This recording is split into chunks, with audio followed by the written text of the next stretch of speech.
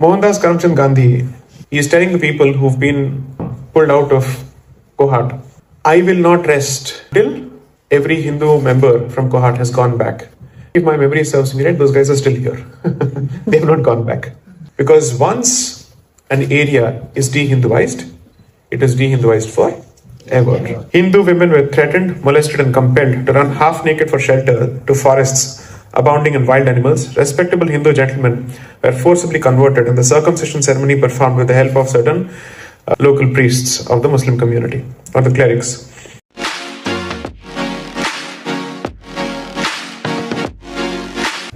This is from page number 483 of the second book. I'll connect this, just be patient. This portion of the book deals with the period after 1924 when the Khilafat movement is over. And then the movement for Pakistan is gaining steam. Let me read this. The period after December 1924, this is page 483, would witness the gradual movement of pan-Islamist Muslim leaders thrown up by the Khilafat movement in three different directions. Just pay attention to this. The first group, led by Ali brothers, would continue to work with the Central Khilafat Committee for the resolution of the Middle East, as well as for the cause of Muslims in Bharat. They are openly saying we only work for Muslims and Islam. The second group would move to the League, which is Muslim League, owing to its revival under Jinnah. This group too would work for the cause of Muslims in Bharat. The second group clearly says we do work only for the Muslims of Bharat. And the third group, who called themselves nationalist Muslims as opposed to Muslim nationalists, namely so and so and so, one of them was Maulana Abul Kalam Azad, the ancestor of Amir Khan. I don't think people know it. Okay? Would move into or back to the Congress and claim to work for the cause of Indian nationalism, secularism and India's composite culture. So three groups. Two groups would say, we will openly work only for Muslims. Third, come back to the Congress and say, now we'll work for Bharat and Bharat's syncretic culture, what they call, what is that fictional creature? Ganga, Jamni, Tehzeeb. Okay? Leaders like B.S. Munje, Malvi and Rai, who are Malvi, Madan Mohan Malvi, the founder of Banaras Hindu University, Rai is Lala Lajpat Rai. However, were concerned that the role of these nationalist Muslims in the Congress was to exert pressure from within the party and that the role of the other two groups was to exert pressure from outside. Whether their concerns were validated with time or not, and whether there was any difference at all between the goal of Muslim nationalist and nationalist Muslims, we shall see in the third book, which I'll come out with. Ask yourself if someone else is making the same mistake or not, as the Congress of the 1920s. After this, I discuss four riots: Malegaon, Malabar, Gulbarga, and Kohat. Malegaon is in Maharashtra. Malabar is in Kerala. Gulbarga is in? Kohat is in? We don't know. Northwest Frontier Province, which is currently in the land of the pure, namely Pakistan.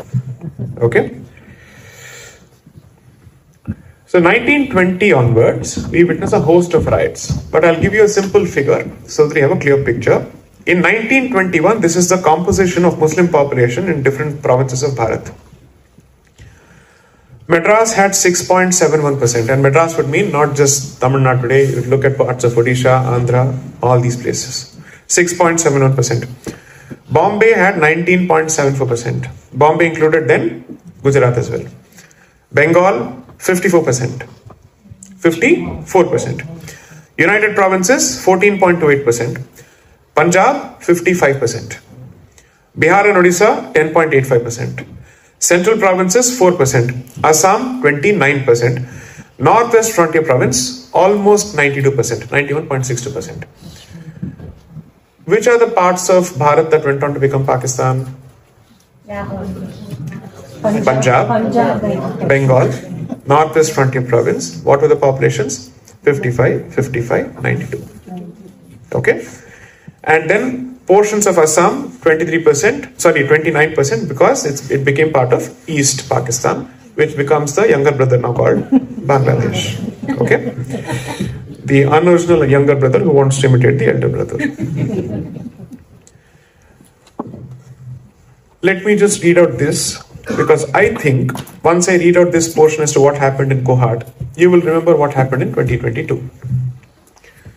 Coming to the Kohat riots in NWFP, the resolutions passed on the Kohat Hindu exodus by the Congress, the League, and the Jamaat-e-Ulema-e-Hind at their respective annual sessions of 1924 were discussed. I will now draw from the proceedings of the Congress session, in particular Lala Lajpat Rai's narration of events.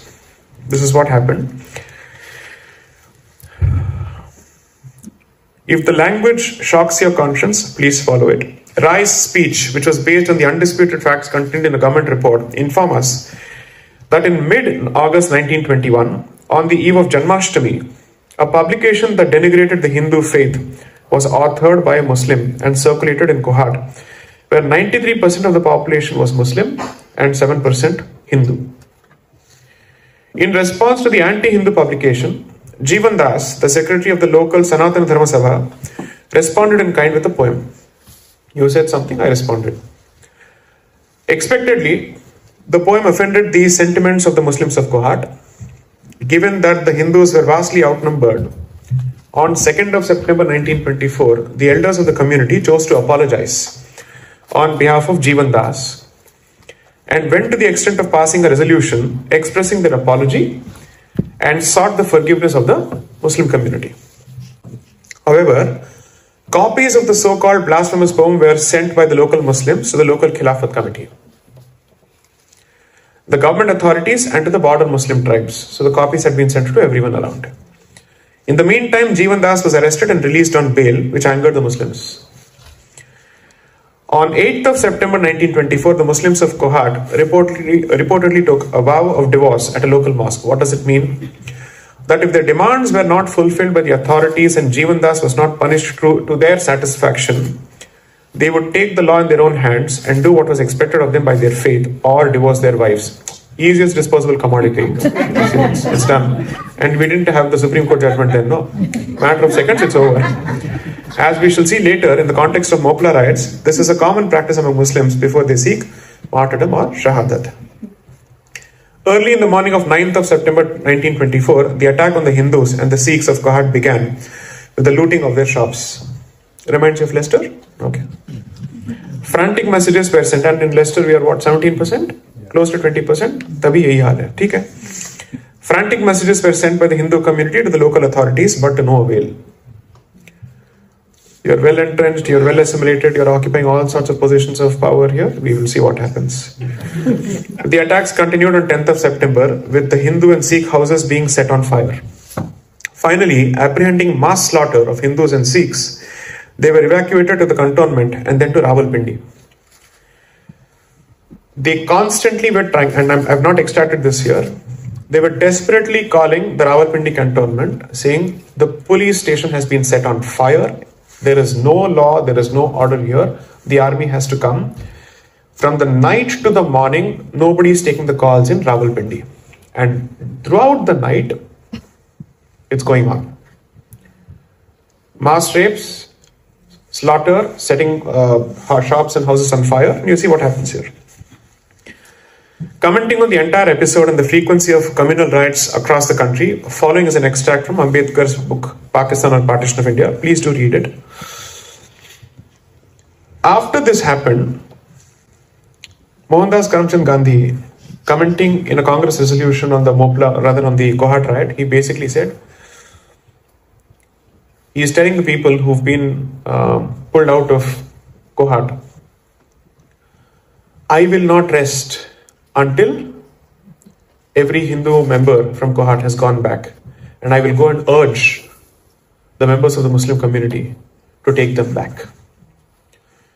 I think if my memory serves me right, those guys are still here. They have not gone back. Because once an area is de-Hinduized, it is de-Hinduized forever. Okay? Now, 1921, around this period, the Mopla riots. I think one of the best letters ever sent to shame Gandhi for his role in the Mopla riots was by two people. One is Sankaran Nair of the Congress himself, and then Annie Besant. If somebody had received a letter in the language that Annie Besant had sent to Gandhi, I would have expected that gentleman to commit suicide after that. Stinging letter, castigating, strident, pungent, if I may say so. Page number 519. This is Shankaran Nayar's letter titled, article titled Diabolical Atrocities on the Outrage in Malabar. In my first article, I dealt with the prime causes of the present outbreak, the dangerous game played by the leaders of Khilafat and the non-cooperation movements in Malabar, which set the whole of the region ablaze, and the extent of plunders, murders, and forcible conversions. The experiences I am about to relate will satisfy every Hindu endowed with common sense. He was giving Hindus too much of credit. That the Moplas resorted to the most repugnant fanaticism, which may be ascribed to nothing but selfishness, love of money, love of power, which are the prominent features of the present outbreak. Refugees narrate, and here I've italicized it for abundant measure so that Hindus don't forget reading this. Refugees narrate that after forcibly removing young and fair Nair and other high caste girls from their parents and husbands, the Mopla rebels stripped them of their clothing and made them march in their presence, that is, in the presence of their families, naked. And finally, they committed rape upon them. In certain instances, devoid of human feelings and blinded by animal passion, the Moplas are alleged to have utilized a single woman for the gratification of the carnal pleasures of a dozen or more men. The rebels also seem to have captured beautiful Hindu women, forcibly converted them, pierced their holes in their ears in the typical Mopla fashion, dressed them as Mopla women, and utilized them as temporary partners in life. Hindu women were threatened, molested, and compelled to run half naked for shelter to forests abounding in wild animals. Respectable Hindu gentlemen were forcibly converted, and the circumcision ceremony performed with the help of certain local priests of the Muslim community, or the clerics. Hindu houses were looted and set fire to. Will not all these atrocities remain as a shameful image of the Hindu-Muslim unity, of which we have heard much from the non-cooperation party and the Khilafatwalas? The ghastly spectacle of a number of Hindu damsels being forced to march naked in the midst of a number of licentious Moplas cannot be forgotten by any self-respecting Hindu, nor can it be erased from their minds. On the other hand, I have never heard of the modesty of a Mopla woman being outraged by a Mopla rebel. Subsequently, this entire massacre and genocide was given the character of a peasant rebellion by the communists of India. And that is what is taught in our textbooks. Annie Besant wrote in 1921. The gist of it is, allow me to say this, Gandhi, aap mein thodi to sharam honi chahiye. This is what she basically said. Because she's basically asking him to have some sense of shame and grow a spine and a conscience. This is what she writes. Now, what I'm trying to say is,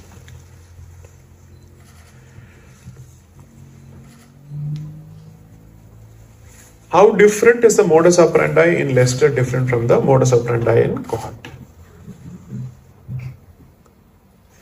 If I still have to explain Hindutva, the semantics of Hindutva, the definition of Hindutva, the grammar of Hindutva, I don't know really whether I'm trying to awaken the community, or has the community decided to commit suicide. Allow me to disavow you of what this is not. This is not a Katha Vachan session under any circumstances. I have better things to do in life. I'm sure you also have better things to do in life.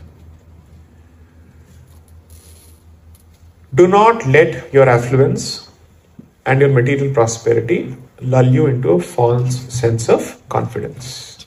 You can't, let's say, afford to go into this spectacularly Hindu trait, Kumbhakarna slumber,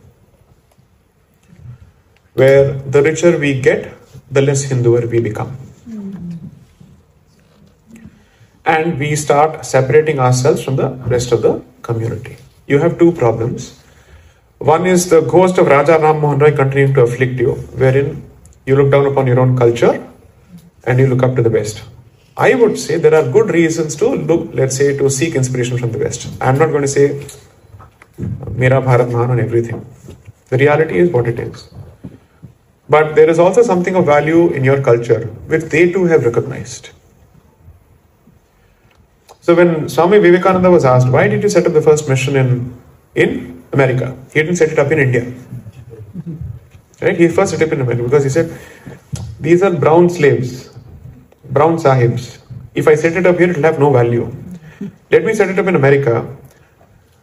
Let some white people come and populate the space. Let them say, aha, oho, Hinduism. Then these people also say, aha, oho, Hinduism.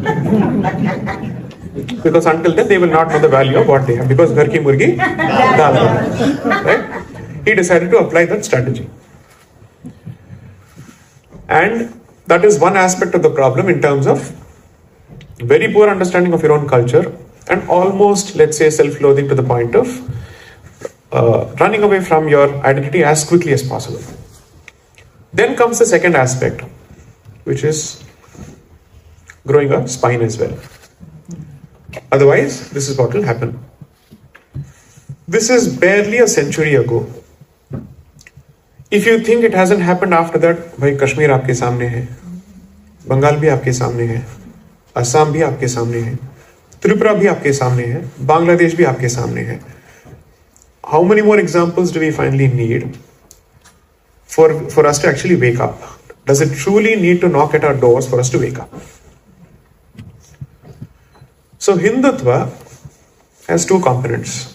One is to address the ghost of Raja Ram Mohan Roy within. To say, अंदर से तो अंग्रेज मत बन जाइए, please. Retain some degree of self-respect as a culture, as a community and civilization. And second, protecting yourself from the outside. And you can't hope to do one without the other. If you have no respect for what you are, you will quickly give up what you are. All it takes is a mob to stand outside.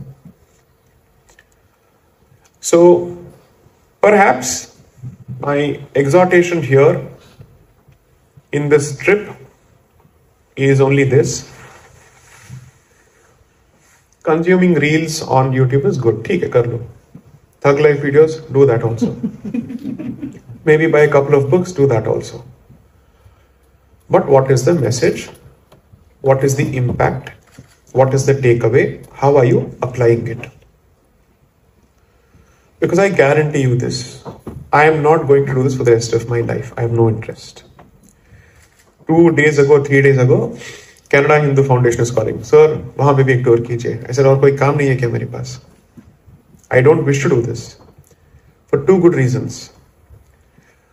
In the day and age of internet, you do not have the excuse of ignorance anymore. It's not as if all these ideas and these aspects of history are hidden away in some, let's say, rickety corner of some library which nobody visits. It's out in the open now. You can't read, you have videos, podcasts. You can't consume a podcast, you have reels to cater to all, shades and hues of attention spans. What more is needed? If some organization wants to pull out of events such as these because it's controversial, because I'm coming, surely that organization has no sense of Shatrubodh whatsoever. And that organization cannot be relied upon when you're in trouble, because they would not want vivad. They would not want to be part of a controversy. Those who don't want to be a part of controversy and they hope that we will go in a non-confrontationist way, convert hi ho jaओ, baat khatam ho jayegi. There will be no cause for confrontation after that. That is the only thing that's actually the bone of contention, right? Other than that, what aspect of your life do people have a problem with? Are there no rich people other than us? Sure. Their problem is your identity. So if your identity is the bone of contention, and defending that identity is controversial, then don't do it. Give it up. Simple. Then I would only say, do me a favor, remove the word Hindu from the name of your organizations. At least we will know that you don't represent us. I have almost very little patience for anyone who shirks away from Hindutva. Because that means you don't recognize the existence of a threat, a real existential threat, nor do you have the guts to actually respond to that threat. In such a situation, you are worse than an ornament. At least an ornament has an ornamental value. You don't even have that. What is the purpose of your existence? So, I would urge the members of this community, let me give you something positive to go back with so that you're able to understand both sides of the equation. Be grateful for what happened in Leicester in 2022. It woke you up at the right moment. If it can happen to a part of this country which has a significant Hindu population, it can happen in any part of the country.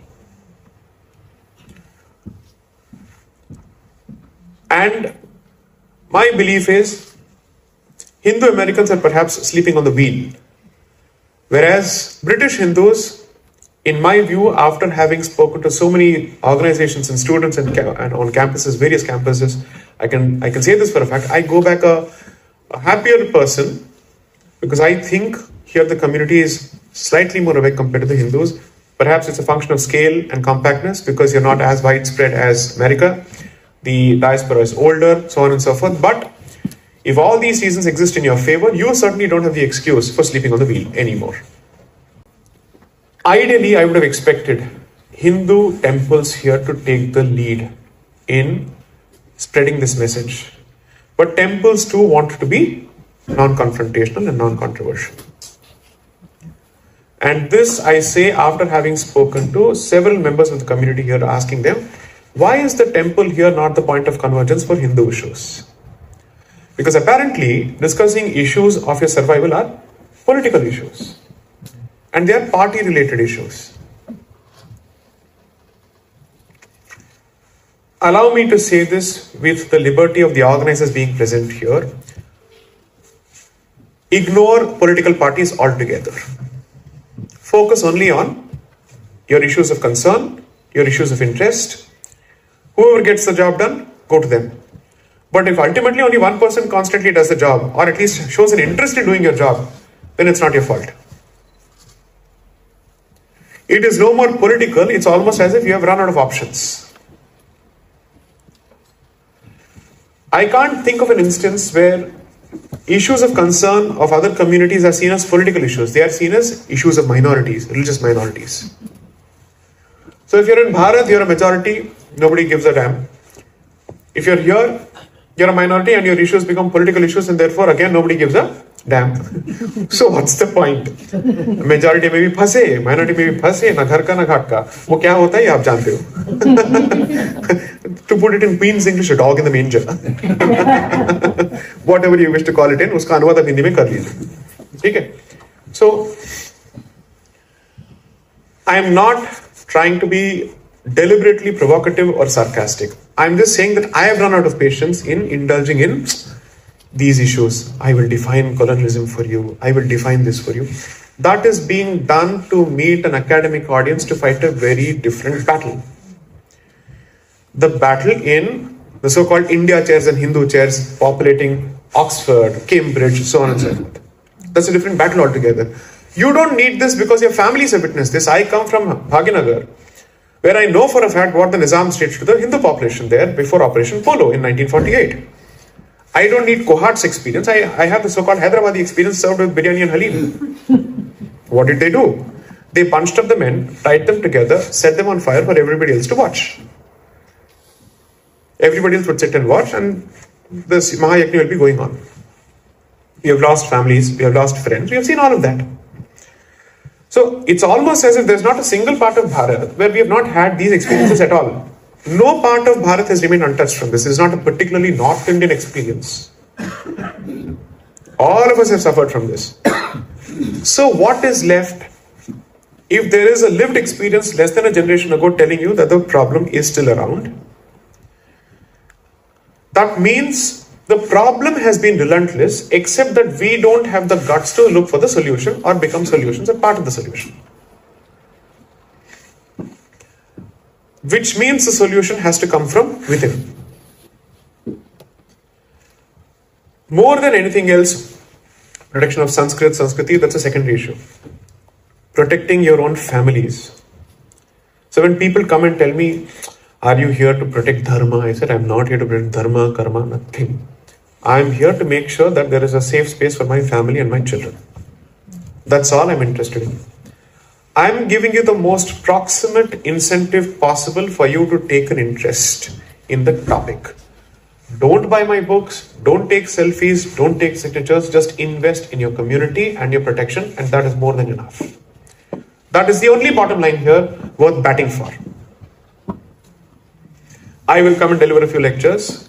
Anand will come and deliver a few lectures. Our books will sell in lakhs. We'll get royalties. Then there'll be multiple YouTube videos that will go around. Everybody will share this on the greatest university of earth, which is WhatsApp University. We keep sharing from one person to another. हमने आज क्या किया? हमने एक नया group शुरू किया. कहाँ पे? ज़मीन पे नहीं, WhatsApp पे. This can't be our approach to our problems, no? I know I almost sound like a stand-up comic, but this is the tragic comedy of Hindu existence as on date. So the joke is on us. Take it from me, you have only 5 years to prepare, and that's my reading of the situation. Because Leicester in 2022 was somebody's attempt at testing the waters in the strongest of places which has a significant Hindu presence to see, देखते हैं ये करते क्या हैं. And they were testing the response of the administration, they were testing the response of the community. I think that was merely what we call a recce. Now you should ask yourself, are we at least as prepared as Leicester? Do we have the mechanisms? Will the administration take our phone calls, or will we become another cohort?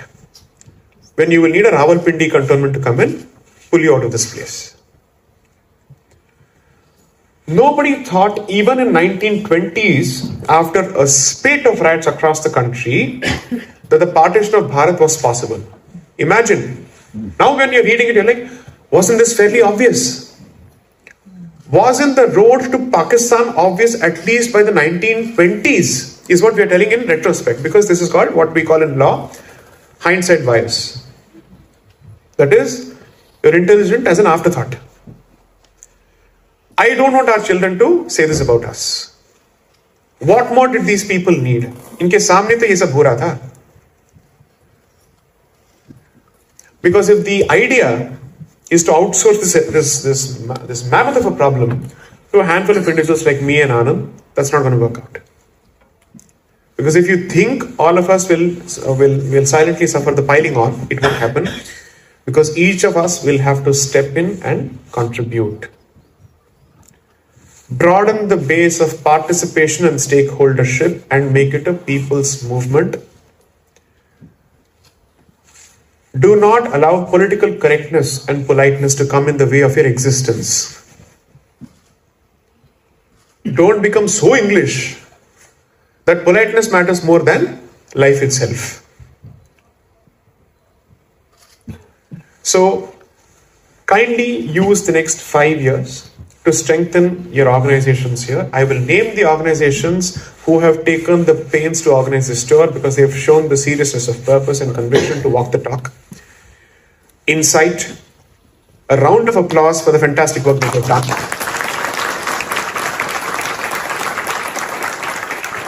They are not full-timers, they too are working professionals with workaday lives and families to take care of, and they have still taken the initiative to put a report together to bust the lies and myths.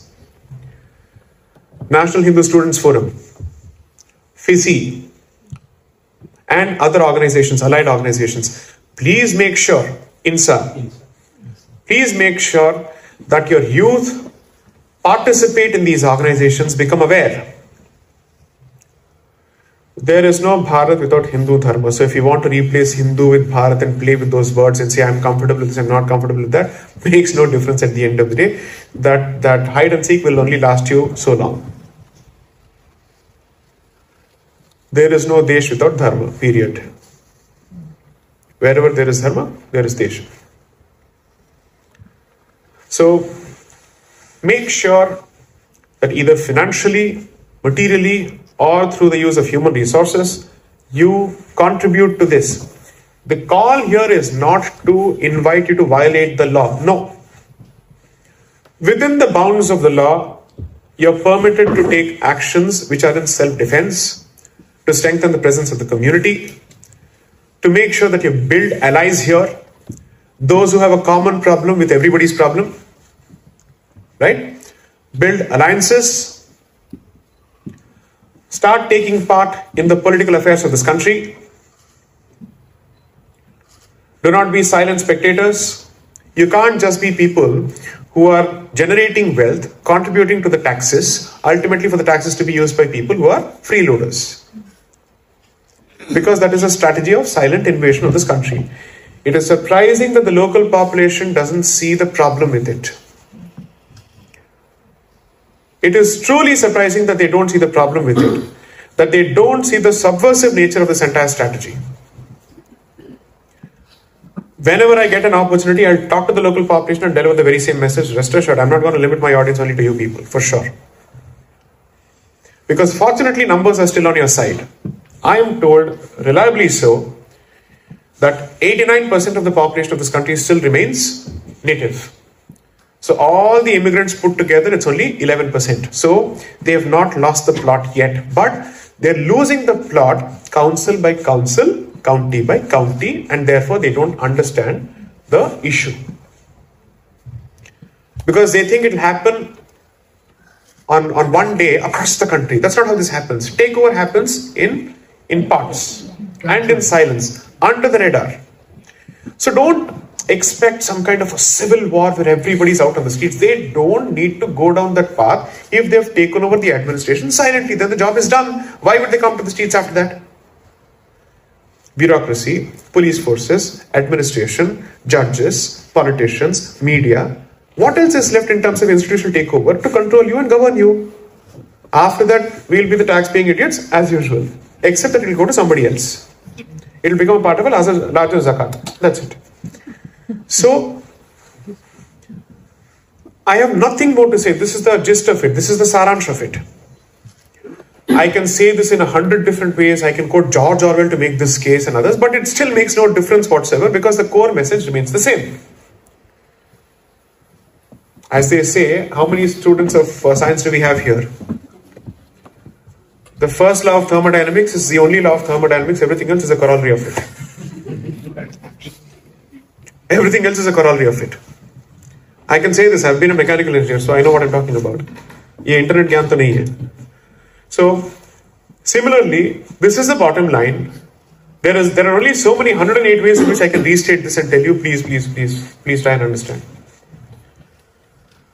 But history has already told you what we have faced, and the cowardice that we attribute to our ancestors, I hope nobody attributes that to us. And allow me to say this, our ancestors were not cowards, because had they been cowards, you wouldn't be around, and we wouldn't be around. So, perhaps in the next 5 years, try and invest in the following sectors: law, public service, police forces, the law on both sides, the bar and the bench, both sides. And continue to have a fairly strong presence in the realms of innovation and wealth creation, because sab karne ke liye Mata Lakshmi ki kripa zaruri hoti hai. We need her.